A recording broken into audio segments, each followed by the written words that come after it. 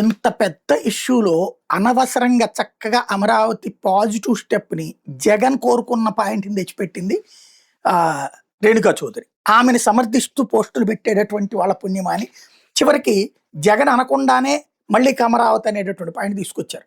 వాస్తవంగా దీని మీదనే విజయసాయిరెడ్డి తీవ్రంగా స్పందించారు. సాక్షాత్తు మీ వైసీపీ పార్టీ అధ్యక్షుడి పైన రాజ్యసభలో కాంగ్రెస్ ఎంపీలా నోరు పారేసుకుంటుంటే వైసీపీ ఎంపీలకి చీమ కుట్టినట్టయినా అనిపించలేదా? అడ్డుకోరా, ఖండించరా, మౌన ప్రేక్షకులు అయ్యారా అన్నటువంటిది. ఎందుకంటే వైవి సుబ్బారెడ్డిని హెడ్డింగ్ చేశారు, అక్కడ ఆయన ఏమి చేయట్లేదు ఈ పాయింట్లో అన్నటువంటి విషయాన్ని.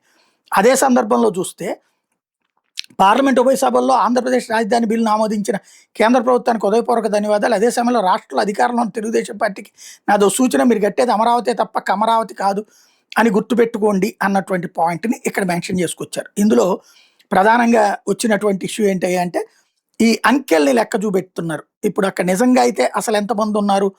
షెడ్యూల్డ్ కులాలు 32% ఉన్నారు, రెడ్డి కులం వాళ్ళు 20% ఉన్నారు, కమ్మ కులం వాళ్ళు ఉంది 18%, బీసీలు 14%, కాపులు 9%, ఇతరులు ముస్లింలు మిగతా శాతం ఉన్నటువంటిది. మరి అట్లాంటప్పుడు కమరావతి అని చెప్పి ఆవిడ అంటవేంటి?